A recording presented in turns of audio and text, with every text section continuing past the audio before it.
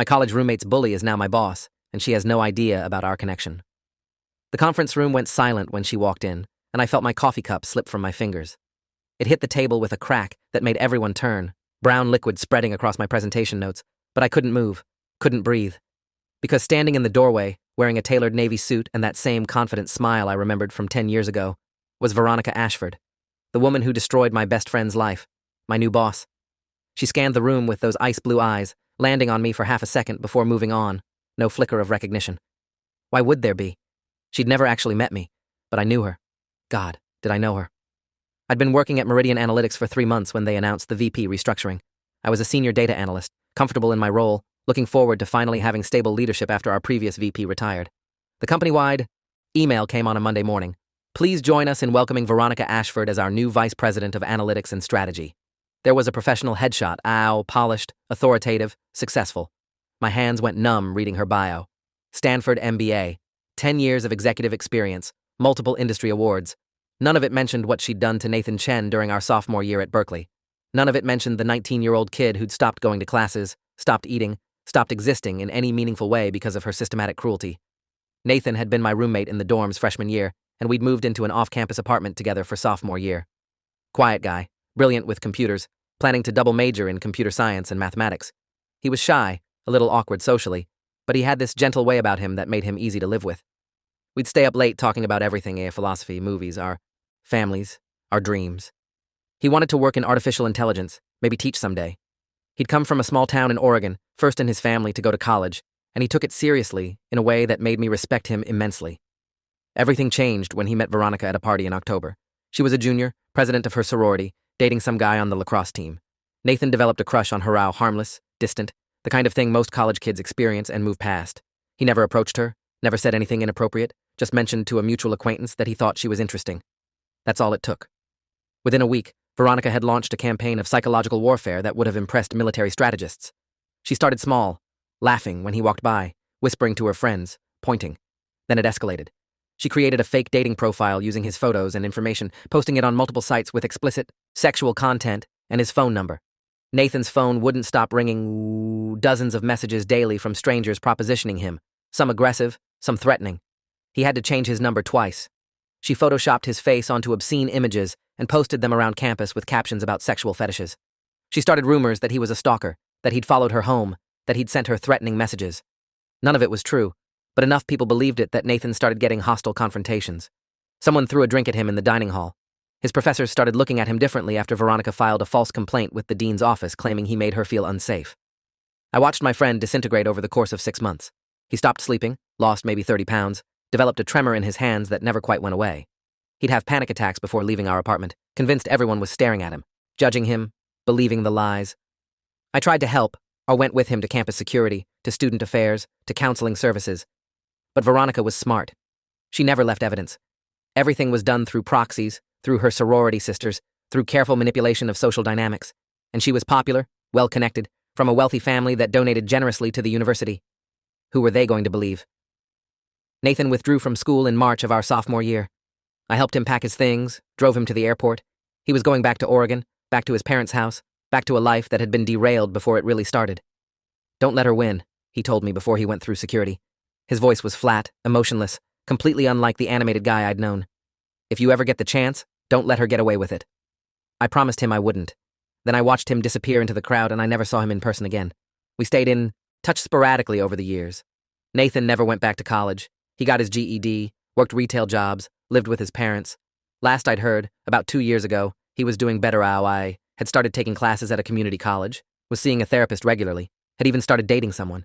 But he'd never fully recovered from what Veronica did to him. The trajectory of his entire life had been altered by her cruelty, and she'd faced 0 consequences. She graduated with honors, went to Stanford, launched a successful career. She got everything while Nathan got broken. And now she was my boss. Now I sat in meetings with her 3 times a week, watched her lead strategy sessions with confidence and charisma, heard people praise her innovative thinking and decisive leadership. She was good at her job. I couldn't deny that. She was smart, articulate, and had a talent for reading people and situations that made her effective, but I couldn't stop seeing the 19-year-old who'd systematically tortured my best friend for having a harmless crush. I couldn't unhear Nathan's voice on the phone at 3 a.m, sobbing so hard he couldn't catch his breath, asking me why someone would hate him so much when he'd never done anything to hurt anyone. The first few weeks were torture. I'd sit in her office during one-on-ones, discussing quarterly projections and data modeling strategies, while every cell in my body screamed at me to say something, to tell her I knew, to wipe that professional smile off her face. But what would I say? Hey, remember that kid you bullied out of college a decade ago? That was my roommate. She wouldn't remember Nathan. Why would she? He'd been nothing to her, just a target, a momentary source of entertainment. I was nobody to her now. Just another employee, competent enough to keep around, forgettable enough that she'd never connect me to Berkeley, to Nathan, to any of it. I started documenting, everything. Not consciously at first, not with any clear plan, but I noticed things. The way Veronica spoke to certain employees, always the younger ones, always the ones who seemed less confident. There was this edge to her voice, this subtle mockery that most people missed. She'd undermine them in meetings, questioning their competence in ways that seemed professional on the surface, but left them visibly shaken. I saw a junior analyst named Rebecca Tran leave Veronica's office in tears one afternoon, and when I asked her what happened, she just shook her head. Nothing, she said. I'm just not cut out for this job, I guess. But Rebecca was excellent at her job. I'd worked with her on multiple projects, and she was detail-oriented, creative, and hardworking. 2 weeks after that meeting with Veronica, Rebecca resigned. In her goodbye email, she mentioned pursuing other opportunities, but I overheard her on a phone call her last day talking to someone, maybe her mom, maybe a friend. I can't do it anymore, she was saying. Every day feels like I'm worthless, like I can't do anything right. I know it's all in my head, but I can't shake it. Except it wasn't all in her head. I'd seen how Veronica treated her. I started paying closer attention. Over the next 2 months, I documented 17 separate incidents where Veronica engaged in what I could only describe as psychological bullying. She'd praise someone publicly, then send them a scathing email privately, listing every mistake they'd made in excruciating detail. She'd assign impossible deadlines, then express disappointment when people struggled to meet them. She had this way of asking questions in meetings that made you feel stupid for not knowing the answer, even when the question was deliberately obscure or based on information she'd never shared. And she targeted specific people, always the ones who seemed vulnerable, who lacked confidence, who reminded me in some way of Nathan. There was Kyle Morrison, a 24-year-old fresh out of grad school, brilliant with machine learning algorithms, but socially anxious. Veronica circled him like a shark sensing blood in the water. Within 3 months of her arrival, Kyle had gone from enthusiastic and engaged to withdrawn and jumpy. I heard her mock his stutter in a meeting house subtly, wrapped in what seemed like concern. Take your time, Kyle, no rush, she'd said, but her tone made it clear she thought he was wasting everyone's time. Kyle stopped contributing in meetings after that. There was Diana Brooks, a 40-year-old single mother who'd worked her way up from an entry-level position over 15 years. Diana was meticulous, reliable, and deeply knowledgeable about our systems. But she wasn't flashy, didn't play political games, and Veronica seemed to view her as beneath notice. She'd cut Diana off mid-sentence in meetings, assign her grunt work despite her experience, and make comments about people who've been here too long getting comfortable. Diana had started job hunting. I knew, because I'd written her a recommendation letter. I kept notes on everything. Dates, times, witnesses, exact quotes when I could remember them. I started arriving at the office early and leaving late, partially to avoid Veronica, but also to observe. I noticed patterns in who she targeted and how. She was careful, always. Nothing she did would qualify as harassment in any legal sense. She never yelled, never made explicit threats, never discriminated based on protected characteristics. She was just consistently, relentlessly cruel in ways that were almost impossible to prove. 3 months into Veronica's tenure, our department had lost 6 people. HR attributed it to culture fit issues and competitive job market pressures. But I knew better. I'd seen this before. I'd watched Nathan disappear the same way these people were disappearing, slowly eroded, confidence destroyed, until they couldn't function anymore and had to leave. And just like at Berkeley, Veronica faced no consequences. Her superiors praised her for raising standards and pushing the team to excel. I thought about Nathan constantly during this time. I'd started calling him more regularly, casual check-ins that felt necessary in a way I couldn't fully articulate. He was doing well, still with his girlfriend Alyssa, still taking classes, working part-time at a tech repair shop. He'd even started talking about maybe trying to finish his degree someday. But there was still this fragility to him, this sense that he was held together with duct tape and determination. When I mentioned that my new boss had gone to Berkeley, he got quiet. What years? He asked. When I told him, his silence stretched so long I thought we'd lost connection. That's when I was there, he finally said. Different world now, man. Different life. I didn't tell him it was Veronica. I told myself I was protecting him, that he didn't need to know she was thriving while he was still struggling to reclaim what she'd taken from him. But honestly, I think I was protecting myself, because telling Nathan would make it real, would force me to do something, and I didn't know what that something should be. What could I do? File a complaint with HR about things that happened a decade ago at a different institution? Try to warn my coworkers about their boss based on ancient history? I felt paralyzed by the weight of what I knew and my inability to use it. The paralysis broke on a Wednesday in late August. I was working late, building out a data model for a client presentation, when I heard voices coming from the break room. Veronica and someone else. Kyle, I realized. I shouldn't have listened, should have made my presence known or left, but something in Kyle's tone stopped me. He sounded desperate. I've been trying to meet your standards, Kyle was saying. I've redone that analysis 3 times. I've worked weekends. I don't know what else you want from me. Maybe this job isn't the right fit. Veronica's voice was calm, almost kind, which somehow made it worse. There's no shame in admitting you're in over your head. Some people just aren't cut out for this level of work. I have a master's degree from Cornell. I was top of my class. I know I can do this work. Credentials don't mean much if you can't execute under pressure, Kyle. And honestly, your performance has been concerning. The stutter, the nervousness in meetings, the mistakes in your last 3 reports. It paints a picture of someone who's struggling to cope. The mistakes were because you changed the parameters after I'd already started. You told me to use the Q2 dataset, then said I should have known you meant Q3, and my stutter has nothing to do with my competence. Oh, I'm not saying it does, but perception matters in this industry, and the perception is that you're not ready for this role. There was a long silence. When Kyle spoke again, his voice was barely above a whisper. I think you're trying to make me quit. That's paranoid thinking, Kyle. Maybe you should consider speaking with someone about that. I heard footsteps, then the break room door closing. I waited 30 seconds, then walked around the corner. Kyle was sitting at one of the tables, head in his hands, shoulders shaking. I sat down across from him. I heard that, I said. I'm sorry. He looked up, and his eyes were red. Is it me? Am I really that incompetent?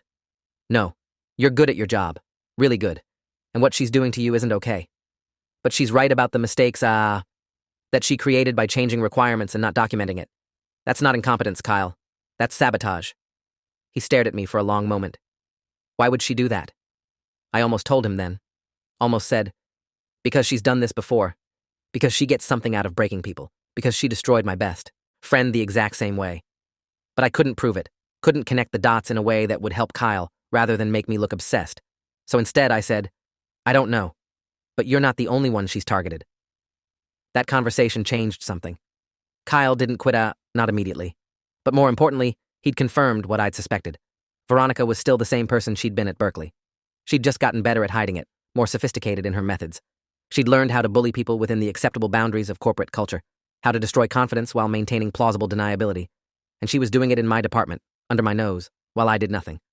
I spent the next 2 weeks gathering more evidence, but this time with purpose. I reached out to the 6 people who'd left our department, careful casual messages asking how they were doing. 4 of them responded. 3 of them, when pressed gently, admitted that Veronica had been a major factor in their decision to leave. One of them, a woman named Allison Crawford, told me she'd actually filed a complaint with HR about Veronica's behavior, but it had gone nowhere. They said her management style was demanding but not inappropriate, Allison told me. But it wasn't just demanding. She was cruel. She knew exactly how to make you feel worthless without ever saying anything explicitly wrong. I contacted our HR director, Anthony Kelly, requesting a confidential meeting. Anthony was in his mid-50s, had been with the company for 20 years, and had a reputation for fairness. I came prepared with my documentation, dates, quotes, witnesses, patterns. I laid it all out, trying to keep my voice steady and professional. I believe Veronica Ashford is engaging in systematic workplace bullying, I said. I have evidence of a pattern of behavior targeting vulnerable employees, resulting in an exodus of talent from our department. Anthony listened carefully, reviewing my notes. When I finished, he leaned back in his chair and sighed. This is concerning, David. I appreciate you bringing it to my attention. But I have to be honest with you. This is going to be difficult to act on. Everything you've described is subjective. She's demanding. She has high standards. She gives critical feedback. None of that is against company policy. It's not about high standards. It's about targeting specific people and systematically undermining them until they leave. Do you have evidence that she's targeting them based on protected characteristics? Race, gender, age, disability? No, but wow. Then legally, we're in murky territory. And frankly, David, her results are excellent. Department productivity is up 18% since she started. Client satisfaction scores are at an all-time high. From the company's perspective, she's a star performer. Because she's driving out anyone who challenges her or shows weakness. The people who are left are the ones who can withstand the pressure or who've learned to fly under her radar. Anthony was quiet for a moment, then said something that made my blood run cold. Is there something personal here? Some history between you two that's affecting your judgment? I should have said no. Should have kept my distance, maintained objectivity. But I was tired, frustrated, and the weight of Nathan's suffering was pressing down on me. I went to Berkeley, I said. Same time she was there. I never met her, but I knew of her. She had a reputation. A reputation for what? I hesitated, knowing I was about to cross a line I couldn't uncross. For targeting vulnerable students and bullying them out of school. Anthony's expression shifted. Did you witness this behavior yourself? No, but my roommate. So this is based on decade-old hearsay about alleged behavior at a different institution. It's not hearsay. I watched what she did to him. I watched my friend fall apart because of her. David. Anthony's tone was gentle but firm. I understand you want to help your coworkers, but you need to consider whether your past experiences are coloring your perception of the present situation. Veronica has stellar references from her previous employers. She's been nothing but professional in her interactions with senior leadership. And what you're describing from college, even if it's true, doesn't mean she's the same person now. People grow, mature, change. I wanted to scream that she hadn't changed, that she'd just gotten more sophisticated, more careful, but I could see in Anthony's face that I'd lost this round. By admitting my connection to Berkeley, I'd undermined my credibility. Now anything I said would be viewed through the lens of personal bias. I left Anthony's office feeling defeated and foolish. I'd played my hand too early, revealed too much, and accomplished nothing except putting myself on HR's radar as someone with a potential axe to grind. I sat in my car in the parking lot for 20 minutes, trying to calm down, trying to think. Then I called Nathan. He answered on the third ring, sounding happy. Hey man, what's up? I need to tell you something, I said, and I need you to stay calm. The happiness drained from his voice. What's wrong?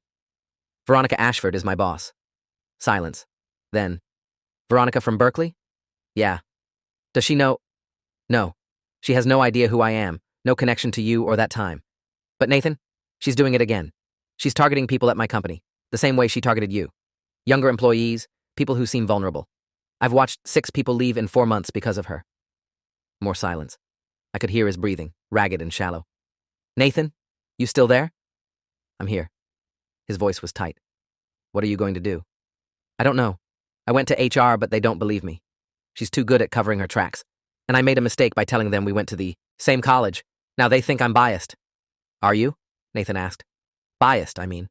Of course I am, but that doesn't mean I'm wrong. Nathan was quiet for a long moment. Then he said something that shocked me. I want to help. Nathan, no, you don't need to. Yes, I do. David, do you know what it's been like for me? 10 years of therapy, medications, panic attacks, watching everyone from college move on with their lives while I'm stuck working retail and taking basic classes at community college? I've spent a decade trying to convince myself that what happened wasn't that bad, that I was weak, that I should just get over it. But it was that bad. She destroyed me. And if she's doing it to other people, if there's a chance to stop her, I want to be part of that. I don't even know what I'm doing yet. I don't have a plan. Then let's make one. Let me talk to my therapist, see what she thinks. Maybe there's a way to document what happened to me that could be relevant now. Pattern of behavior or something. I don't know the legal terms, but there has to be something. We talked for another hour, and by the end, I felt a shift in something fundamental. I wasn't alone in this anymore. Nathan wasn't the broken victim I'd been trying to protect. He was a survivor ready to fight back. We agreed to take things slowly, to be strategic, to build a case that couldn't be dismissed as personal grudge or ancient history. Nathan's therapist was Dr. Diane Foster, and she'd been working with him for 4 years. She specialized in trauma from bullying and harassment, and when Nathan explained the situation, she agreed to write a detailed clinical report documenting his experience and its long-term effects. More importantly, she connected us with a workplace attorney named Richard Brennan, who specialized in hostile work environment cases. Richard agreed to review our documentation in a consultation. The meeting with Richard was eye-opening. He listened to everything, my observations, Nathan's story, the HR complaint, Allison's experience, taking meticulous notes. When we finished, he sat back and steepled his fingers. First, let me be clear. What happened to Nathan in college, while morally reprehensible, isn't legally actionable now. Statute of limitations aside, it happened at an educational institution with its own policies and procedures. However, it does establish a pattern of behavior that could be relevant to the current situation. So there's something we can do? I asked. Maybe. But we need more. Right now, what you have is documentation of demanding management practices that, while unpleasant, don't necessarily constitute a hostile work environment. We need to prove that her behavior crosses the line into harassment or creates conditions that a reasonable person would find abusive. People are quitting because of her. Doesn't that mean something? It means something, but it's not proof. People quit jobs for lots of reasons. What we need is a smoking gun of evidence that she's deliberately targeting individuals with the intent to harm them, evidence of discriminatory animus, or evidence that the company knew about the problem and failed to act. HR knows. I filed a report. And they'll argue they investigated and found no wrongdoing. That's not failure to act. That's due diligence. What we need is for more people to come forward, for the pattern to become undeniable, and ideally, for Veronica to make a mistake that clearly crosses the line. Nathan spoke up. How do we make that happen? Richard looked at him with something like sympathy. You don't. You document. You support the current victims, and you wait for her to overreach. People like this, people who have a compulsion to dominate and humiliate others, they always eventually go too far.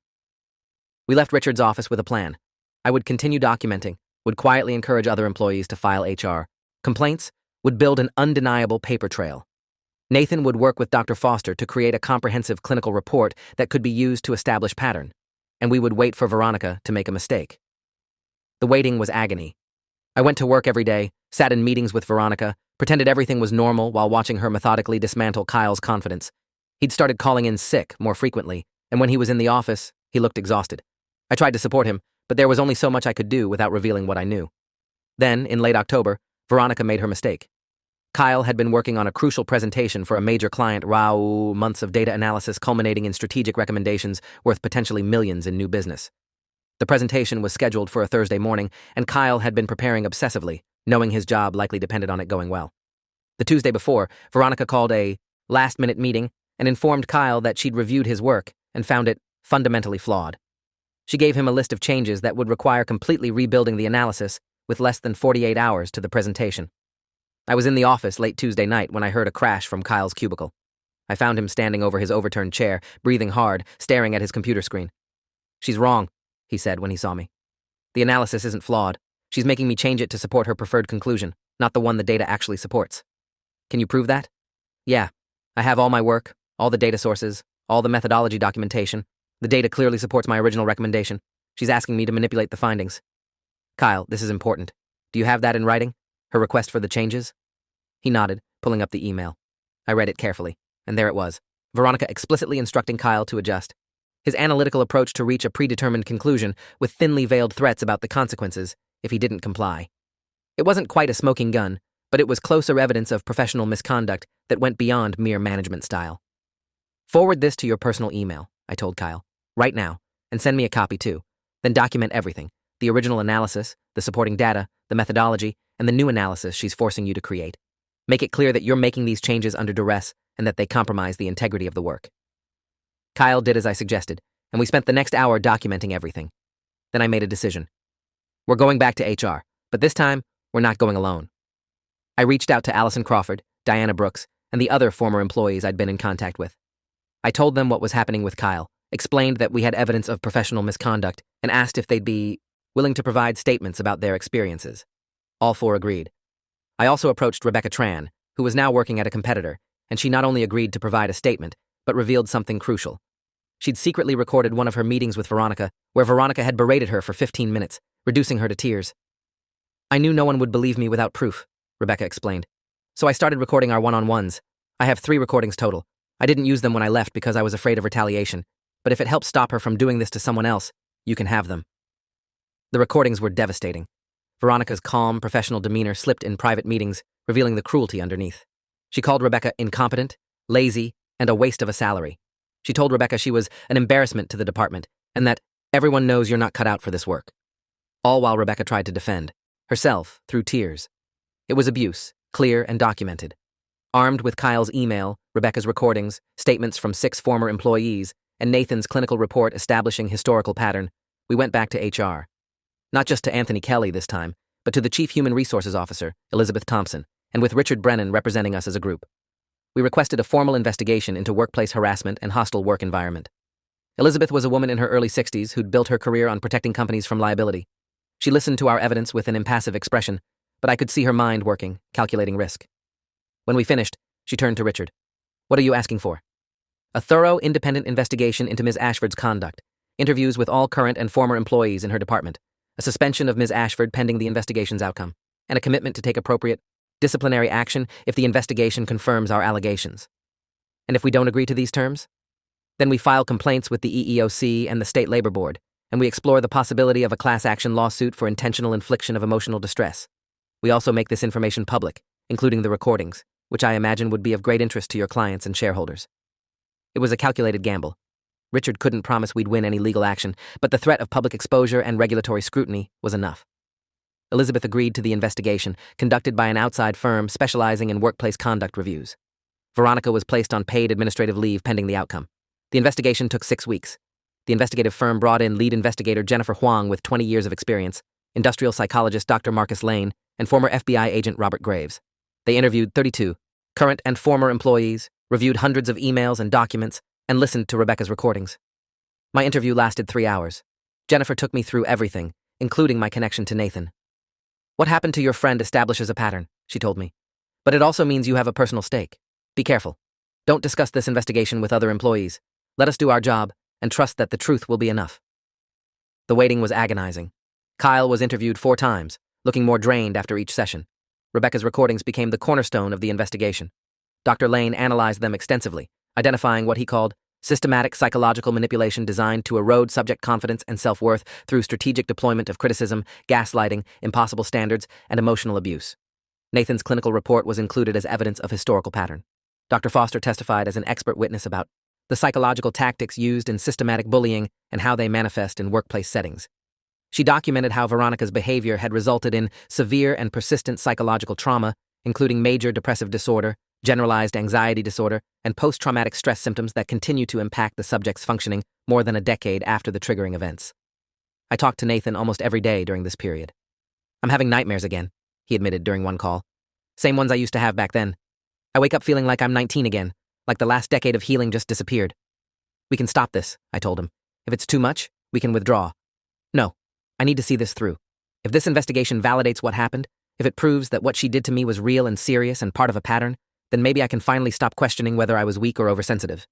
Meanwhile, Veronica had hired employment attorney Gregory Thornton, who sent threatening letters demanding she be reinstated with back pay and a public apology. Elizabeth Thompson didn't budge. The investigation would continue to its conclusion, regardless of threats. The tension escalated when Nathan received a certified letter from Thornton's firm about potentially defamatory statements. Within 24 hours, our company's legal team sent a cease and desist letter making clear that witness intimidation would be met with legal action. The intimidation attempt backfired. 2 more former employees came forward, including Christopher Allen, who had secretly recorded a 40-minute meeting where Veronica systematically demolished his confidence. The investigation expanded. Jennifer Huang's team contacted Berkeley, which eventually provided documentation showing 3 separate students had filed informal complaints about Veronica's behavior during her time there. Nathan wasn't her only victim, and the pattern had been documented even back then. During those 6 weeks, I barely slept. I kept waiting for it all to fall apart, for investigators to decide that demanding management practices weren't enough, for Veronica's lawyers to find some way to discredit our evidence. I stayed in contact with Kyle, who was on medical leave for stress and anxiety. I talked to Nathan almost daily, and I could hear in his voice something I hadn't heard in years: hope. The investigative report was delivered the day before Thanksgiving. It was 93 pages long, and it was damning. The investigators found credible evidence that Veronica had engaged in systematic psychological harassment of subordinates through methods including but not limited to deliberate sabotage of employee work product, strategic undermining of employee confidence, creation of impossible performance standards, gaslighting regarding documented communications, and targeted emotional abuse. They documented a pattern affecting 9 different employees over 4 months, resulting in significant psychological distress and a toxic work environment. The investigators also noted the concerning parallels between the documented current behavior and Nathan's historical account, stating that while the college incidents couldn't be independently verified, they established a credible pattern of behavior consistent with current findings. Dr. Foster's analysis was cited extensively, particularly regarding the sophisticated nature of the psychological tactics employed. Veronica was terminated for cause on the Monday after Thanksgiving. She fought it with every resource at her disposal, and Gregory Thornton proved as aggressive as his reputation suggested. He demanded 18-month severance, full vesting of stock options, a formal CEO apology, and a public statement clearing her of wrongdoing. Elizabeth Thompson responded by offering Veronica access to the complete investigative report with one condition. If she accepted the original 6-month severance offer, materials would remain confidential. If she pursued litigation, everything would be produced in discovery recordings, clinical reports, Berkeley complaints, testimony from 11 employees, and the company would file counterclaims for investigation costs and department damage. "Your client's professional reputation can recover from a confidential separation," Elizabeth told Thornton. "What it cannot recover from is having recordings of her verbally abusing employees played in open court, covered by every legal news outlet in the country." Within 48 hours, Veronica accepted the separation agreement. 6 months severance, continued health insurance, and a neutral reference in exchange for comprehensive confidentiality and mutual non-disparagement. She also agreed not to contact any current or former employees and to withdraw all legal threats against witnesses. Kyle returned to work in January, but his recovery was slow and painful to watch. He'd been on medical leave for stress and anxiety, and when he came back, he was a shadow of the enthusiastic young analyst I'd first met. He startled easily, had trouble speaking up in meetings, and needed constant reassurance that his work was good enough. Diana Brooks, who'd been promoted to interim department head, worked closely with him, rebuilding his confidence bit by bit. She gave him smaller projects at first, celebrated every success publicly, and created a supportive environment where making mistakes was treated as part of the learning process rather than evidence of incompetence. I watched Kyle slowly emerge from his shell over the course of months. There was a day in March when he presented an analysis to the entire department, and his voice was steady, his conclusions were solid, and when he finished, he smiled, genuinely smiled, for the first time since I'd found him in the break room that Wednesday night. After the meeting, he pulled me aside. "I keep waiting for someone to tear apart my work," he admitted. "Every time I present something, every time Diana asks me a question, I brace for the criticism, for the implication that I'm not good enough. And it doesn't come. And I have to remind myself that this is what normal feels like. This is what work is supposed to be like." The emotional toll extended beyond the direct victims. The entire department had been affected by Veronica's tenure, and healing took time. Diana implemented regular one-on-one check-ins with every team member, not to evaluate performance, but just to talk, to understand how people were doing, to rebuild trust that had been systematically eroded.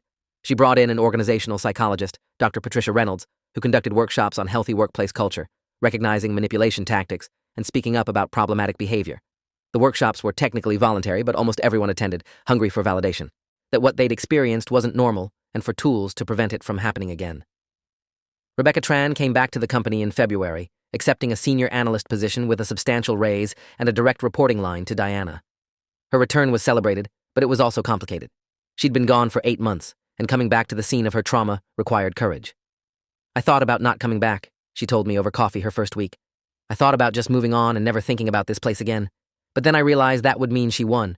She drove me out, made me feel like I couldn't succeed here, and if I never came back, that narrative would stand. So I'm here to prove that I can thrive in this department, that what happened wasn't about my competence, but about her cruelty." The 4 other former employees who'd provided statements during the investigation, Allison Crawford, Christopher Allen, Diana Foster, and Marcus E. Wow, received settlements for constructive dismissal. The amounts were confidential, but I heard through informal channels that each received between 3 and 6 months of salary plus legal fees. More importantly, they received formal apologies from the company acknowledging that they'd been subjected to a hostile work environment and that the company had failed in its duty to protect them. Those apologies, more than the money, seemed to matter. It was official recognition that what they'd experienced was real and wrong, not just their perception or oversensitivity.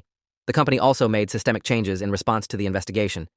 Elizabeth Thompson commissioned a full review of management practices across all departments, looking for similar patterns of behavior that might have been missed or normalized. They implemented anonymous feedback systems where employees could report concerns about management without fear of retaliation. They created a dedicated workplace, conduct office, separate from HR, staffed by professionals trained in recognizing manipulation and abuse.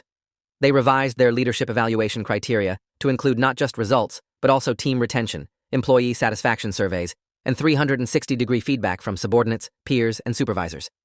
Diana, in her new permanent role as department head, became a model for what leadership should look like. She was demanding but fair, pushed people to grow, but supported them when they struggled, celebrated successes publicly, and addressed failures privately. Under her leadership, the department's productivity remained high, but employee satisfaction scores went from the bottom quartile to the top quintile within 6 months. People stopped leaving. In fact, we started getting internal transfer requests from other departments, people who'd heard about the culture shift and wanted to be part of it. I had my own recovery to navigate. The stress of the investigation, the constant vigilance, the fear that everything might fall apart. It had taken a toll I hadn't fully acknowledged. I started having my own panic attacks, usually late at night when I was alone with my thoughts. I'd replay conversations, second-guess decisions, worry that I'd somehow made everything worse instead of better. I started seeing a therapist, Dr. James Kowalski, who specialized in moral injury and vicarious trauma. "You bore witness to suffering," he told me during one of our early sessions. "You saw people being harmed, and you felt responsible for stopping it. That's a heavy burden, even when you succeed. Especially when you succeed, because now you have to process not just what happened, but what could have happened if you'd done nothing." Nathan's journey through this period was perhaps the most complex of all.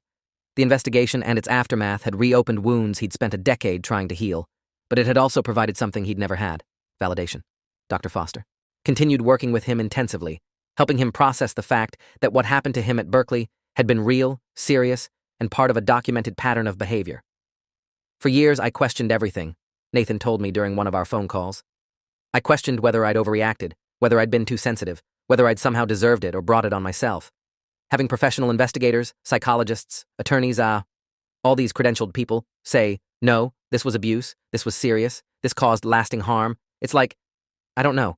It's like I can finally stop arguing with myself about whether my pain was legitimate.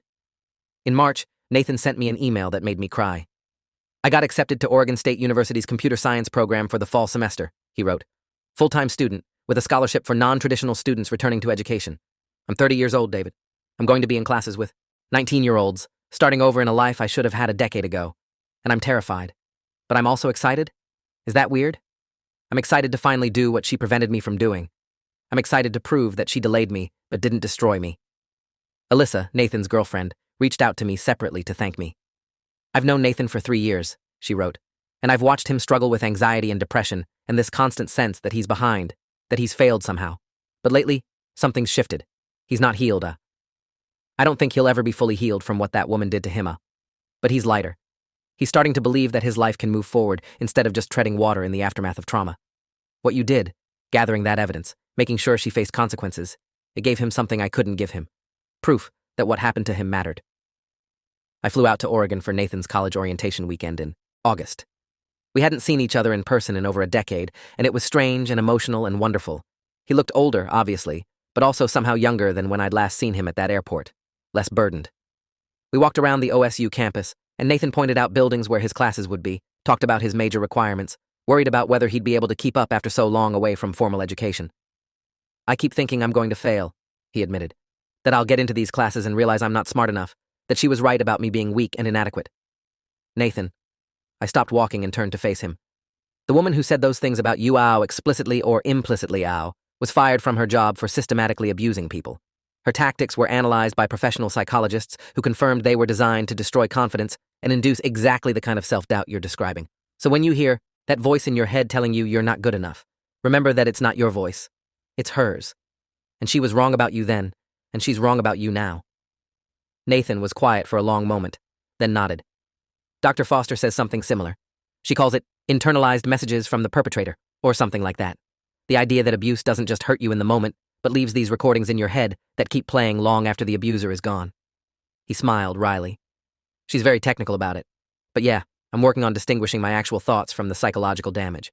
It's harder than it sounds. The fall semester started, and Nathan threw himself into his coursework with an intensity that worried me at first. But when I called to check on him, he sounded energized rather than overwhelmed. I'm actually good at this, he said, and I could hear the wonder in his voice. Like really good. I'm understanding the material. I'm keeping up with the younger students, and my professors seem to respect my work. It's like, I think I'd convinced myself over the years that maybe I'd never been as smart as I thought, that maybe I'd just been delusional about my abilities. But I'm here now, doing the work I was supposed to do 10 years ago, and I'm succeeding. She didn't take that from me. She delayed it, but she didn't take it. I called Nathan the day the termination was finalized. It's over, I told him. She's gone. He was quiet for a long time. Then he said, Did you tell her? About me, I mean? Does she know I was part of this? No. Your name isn't anywhere in the public documents, only in the clinical report, and that's confidential. Good. Another pause. I don't want her to know. I don't want her thinking about me at all. I want her to lose her job and her reputation and never know why. Never understand that it all traced back to some kid she tortured in college.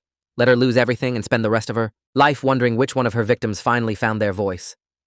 Nathan didn't need Veronica to know his name or acknowledge what she'd done. He just needed her to face consequences, to finally be held accountable. The investigation had given him something no amount of therapy or time could provide. External validation that he hadn't been weak, hadn't overreacted, hadn't somehow brought her cruelty upon himself. In March, Nathan sent me an email. He'd been accepted to Oregon State University's computer science program for the fall semester, with a scholarship for non-traditional students. He and Alyssa had gotten engaged. I'm 30 years old, David, he wrote. I'm going to be in classes with 19-year-olds, starting over in a life I should have had a decade ago. I'm terrified, but I'm also excited to finally do what she prevented me from doing, to prove that she delayed me, but didn't destroy me. I never spoke to Veronica again. I don't know where she ended up or whether she faced any professional consequences beyond losing one job. Our mutual non-disparagement agreement meant I couldn't warn other companies about her, couldn't share the investigative report, couldn't do anything except hope that somehow the universe would continue to hold her accountable. But Kyle is still with the company, thriving under Diana's leadership. Rebecca is mentoring new analysts, teaching them how to recognize toxic behavior and advocate for themselves. Diana has implemented new policies around workplace conduct and regular anonymous feedback surveys to catch problems early. And our department, once hemorrhaging talent, has stabilized and grown. On my desk, I keep a photo from my Berkeley graduation, Mom, me, and Nathan, arms around each other's shoulders, grinning at the camera like we had the whole world ahead of us. In the photo, Nathan looks so young, so full of hope and possibility. It reminds me every day why I did what I did, why it mattered. The truth is, I don't know if what we did was justice or revenge or just the universe finally balancing its scales. I don't know if Veronica learned anything, or if she's out there right now, targeting someone new at some other company. I don't know if Nathan will ever fully heal from what she did to him, or if the trajectory of his life can ever truly be restored. What I do know is this. I made a promise to a broken 19-year-old kid in an airport 10 years ago, and I kept it. I didn't let her win. I didn't let her get away with it. And maybe that's not everything, but it's something. Nathan told me once, during one of our late-night phone calls after Veronica was fired, that the worst part of being bullied wasn't the actual abuse. It was the silence afterward, the way everyone moved on like nothing happened while you were left to pick up the pieces alone, the way your pain became invisible, inconvenient, something to get over rather than something that mattered. You made it matter, he said. You made my pain matter. That's worth more than you know. I think about that a lot. About the people who suffer in silence because no one believes them or cares enough to act. About the Veronicas of the world who move through life leaving wreckage behind them, protected by professional polish and plausible deniability. About how many victims never get their day, never get their justice, never get to see their abusers face consequences. We got lucky. We had evidence, resources, timing, and a company that ultimately chose to do the right thing when the legal risk became too high to ignore. A lot of people don't get that. A lot of people spend their whole lives waiting for accountability that never comes. But for us, for Nathan, for Kyle and Rebecca and Diana and all the others who suffered under Veronica's cruelty, we got to see her fall. We got to watch her lose everything she valued, to be held accountable at least once, to know that her actions had consequences even if they took a decade to catch up to her. That has to count for something. It's not a perfect ending. Nathan's life is still marked by what happened, Kyle still has anxiety about workplace dynamics, and I still have days where I wonder if we really changed anything or just won one small battle in a much larger war. But we won the battle. And sometimes, on the days when the world feels dark and justice feels impossible, that's enough. I don't know if Veronica Ashford ever thinks about the people she hurt. I don't know if she lies awake at night wondering which one of us finally told our story loud enough to be heard. I hope she does. I hope every person she ever tormented haunts her dreams, a chorus of voices she can't escape saying, "We remember, we survived, and we made sure you'd pay." That's not really revenge. It's not even justice, not in any cosmic sense. But it's something. It's the only thing we had the power to do, so we did it. And now I can look at that photo on my desk, at Nathan's young, hopeful face, and know that I honored the promise I made to him. Don't let her win. I didn't. If you enjoyed this, you ODM will definitely want to see the next ones too.